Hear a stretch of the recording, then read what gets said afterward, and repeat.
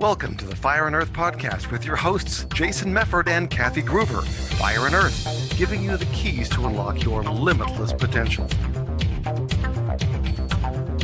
Welcome to another episode of the Fire and Earth podcast. I'm your co-host, Jason Mefford. And I am Kathy Gruber. And today our prompt from my very handy phone from the, what is it called? It's a I'm totally blanking on what it is. It's an app called... It's an app. I don't know what the app is called. That's what I'm saying. I don't know what the app is called. It's called I Am, and it's for affirmations. Wow. Okay. Anyway, the prompt was, boy, it's going to be a good day. How can I take some time out of my day for myself today? And apparently I'm going to have to, because I'm losing it. That was my time. That little bit of pause, that was my time. No, that's such a great question. And I actually do love this app. And I got a little alert that popped up yesterday saying, are you still enjoying this? Do you still want these reminders? And I'm like, yes. So often you're like, oh, I'm not doing this anymore. But I do glance at these and it does make me think. And, I still do my daily pause. And sometimes my daily pause is based on what the app tells me to think about right now. So how can we take time out of the day for ourselves? Jason, what are your thoughts on that right now?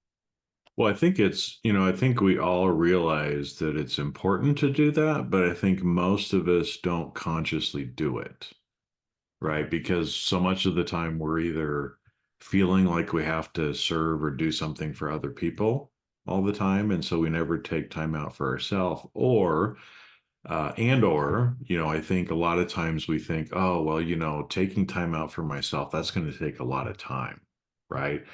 I'm going to have to go to the gym for an hour, or I'm going to have to go take an hour-long walk, or, do things like that. And so I think sometimes when we talk about me time or alone time, we kind of put these unrealistic expectations on it. And so then we never do it because it's like, well, I don't have an hour today to do that.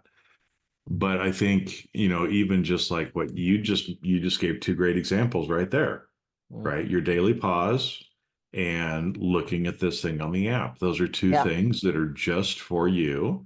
Yep. And it doesn't take very long for you to do either. And so I think, the more that we can do little things, even in only, seconds worth of time or a few minutes, but something that makes us feel happy. Right. And so a lot of times as part of my morning routine, I listen to music. Because music makes me happy. And so a lot of times I'll wake up with a song in my head. And so I just listen to it 3 or 4 times. It doesn't take me an hour to do it. Right. But it puts me in a certain mood. It makes me feel happy. And so even I think little things like that we can do to take time for ourselves. And a minute here and a minute there adds up to quite a bit of time over the day. And I love that you said that, because one of the big pushbacks that I get from clients is I don't have time, or they feel like they're being selfish by taking, I have kids. You don't understand. I have kids. Like, millions of people have kids, and millions found a way to meditate and take a shower and take a shit and put on their, it's like, why can't you meditate in the shower? Yeah. I was coaching a client. We were looking at some time management stuff, and she had these completely unrealistic expectations of what her day was going to look like. And when we sat down, I'm like, okay, so what do you need to get done in a day? What do you want to get done in a day? And she's like, well, I meditate for an hour and a half. I'm like, okay. She said, and I dance or do yogic movement for an hour and a half. I went, okay. She said, then I do an hour walk. I'm like, okay, so we're now up to 4 hours.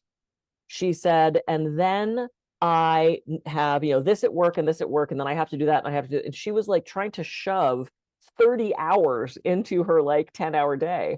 And I said, so what happens, or what does it look like if rather than meditating for an hour and a half and dancing, doing yoga for an hour and a half, maybe you do 90 minutes of them both together?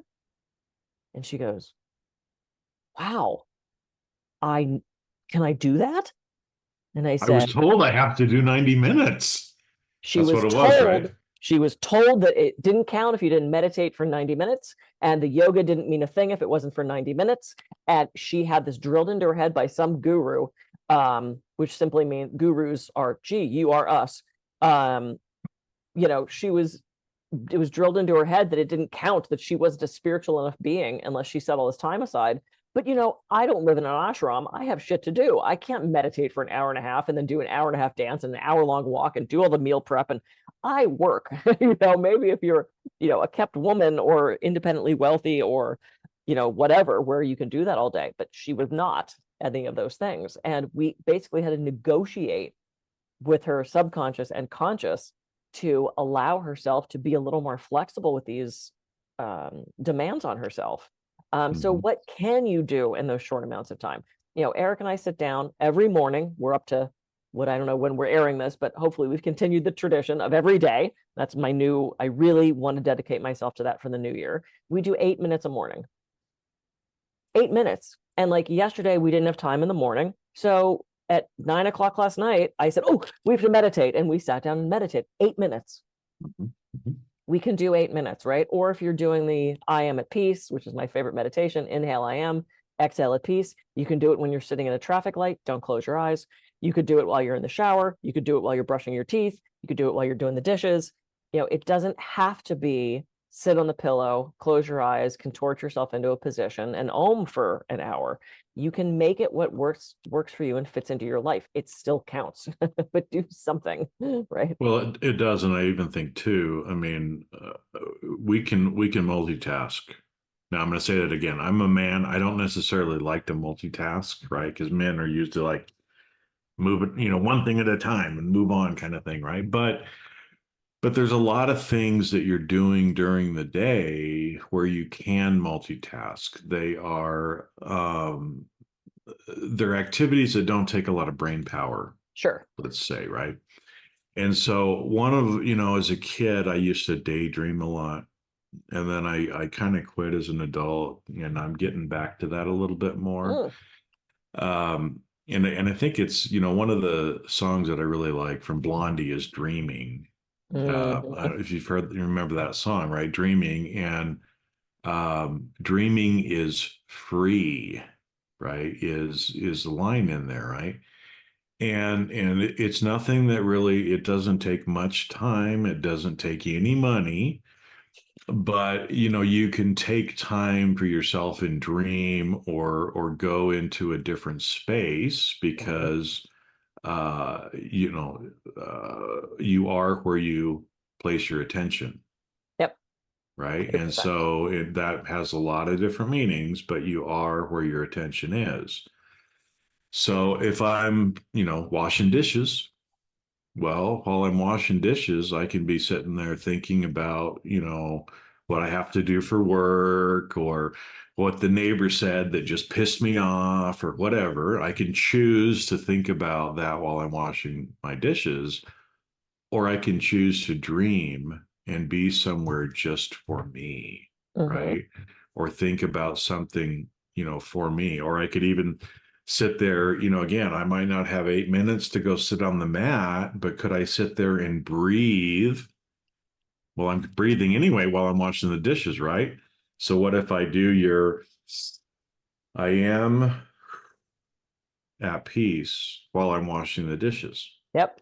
Or, and I recommend this to people too, turn the doing of the dishes into a mindfulness exercise where you're not daydreaming and you're not thinking and you're just fully doing the dishes with all of your senses, feeling the water, smelling the soap, watching every single time. I put the bottle of soap down, the little bubble goes boop, and it floats away. I just watch it. Yeah, we watched bubbles the other night because they were just like everywhere. It was so much fun. Eric had one in his hand. He's like, look at this, and it's like, it brings joy and this little bit of vacation for you.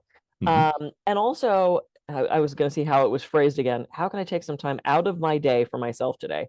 I've gotten really not perfect at it, but I've gotten so much better at setting boundaries.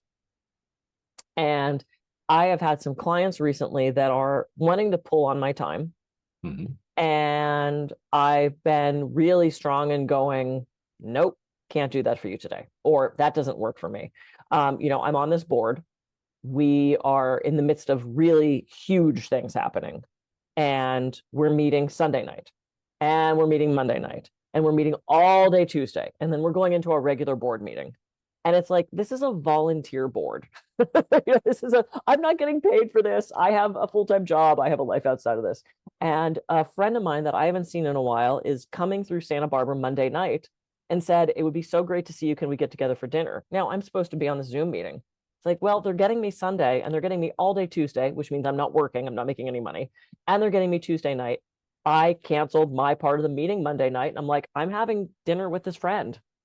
Like, I have to set that boundary of, this is like this is a volunteer thing that I'm doing, guys. You can't have me 3 days in a row. Like, I have to, it's important to me to take time to spend time with this friend, to treat them to dinner, to cook. So I set that boundary. And it's like, I'm feeling better about, you don't want to shirk your responsibility, and you also have to make sure you're taking care of yourself. Yeah. So it's like, I'm really proud of myself for being able to do that. Well, and I think the boundary thing is great as a way to take time, right? And so, mealtime has become that way for me now too, right? Is sometimes I still have my phone in my pocket, but for the most part, phones are not in the dining area. Yeah. And we're just focused on conversation and eating. And that's it, right? And even that, even when you're with someone else, right, engaging in some kind of call it a mindful practice, right, where you're just there present with the person, enjoying, tasting the texture, feeling the texture, tasting the taste, talking about the food, expressing gratitude for the food, talking with, whoever you're eating with. Yep. That's taking time for you as well. 100%. Right? Because as long as you're with a person who you love, who builds you up, who you feel like being in their space and with them in time is good and builds you up, then it's one of those activities that's for you. Yeah. Now, if you're sitting there with, having dinner with somebody who's an asshole that is, pulling on you, a negative Nancy kind of thing, okay, maybe that time is not for you, right? Because it's draining you instead of building you up. Yeah. But I think, one of the biggest things about taking time for yourself is it's an activity that's helping you recharge. Yeah. Or helping you grow, right? Yeah. And again, that can be something simple. Washing the dishes, I mindfully wash my dishes, but a lot of times what it is it's a gratitude meditation of I am so grateful. I love these plates. They're so beautiful. They hold my food. I love you. I clean you, right? Sort of a thing. And again, is that for me?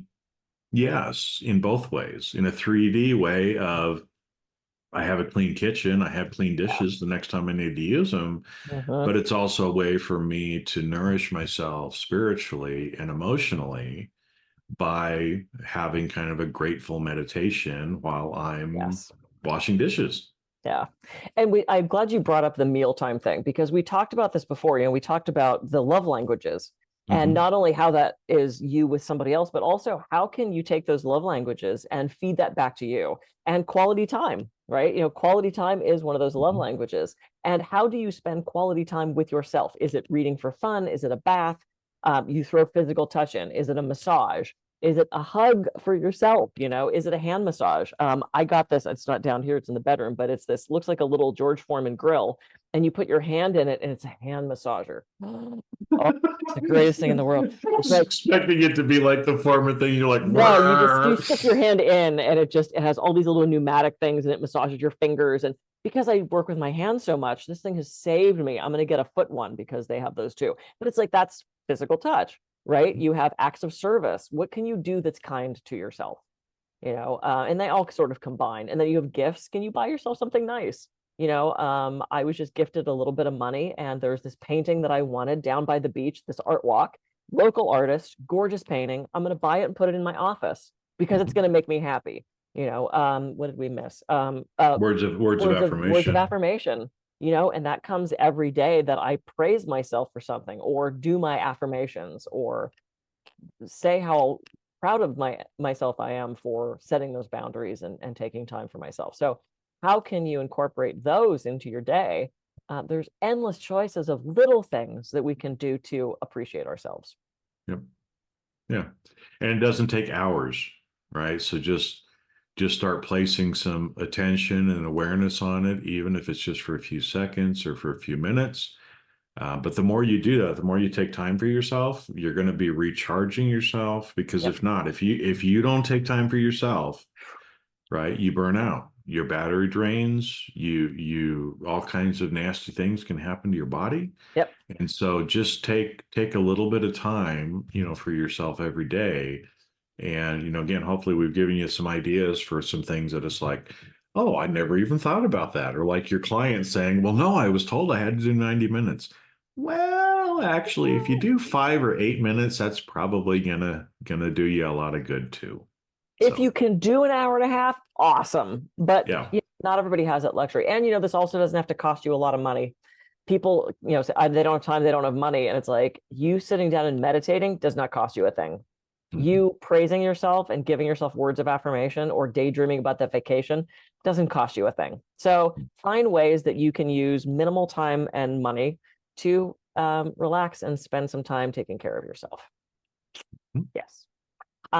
Yes. Are we done? Yeah. Okay, good. I didn't want to stop if you No. had something else to say. You were bursting with anticipation. I'm Kathy Groover. I can be reached at kathygruver.com. And I'm Jason Mefford. I can be reached at jasonmefford.com. So go out, have a great week, and take some time every day this week for yourself. And we'll catch you on the next episode of the Fire and Earth podcast. See ya. Yeah.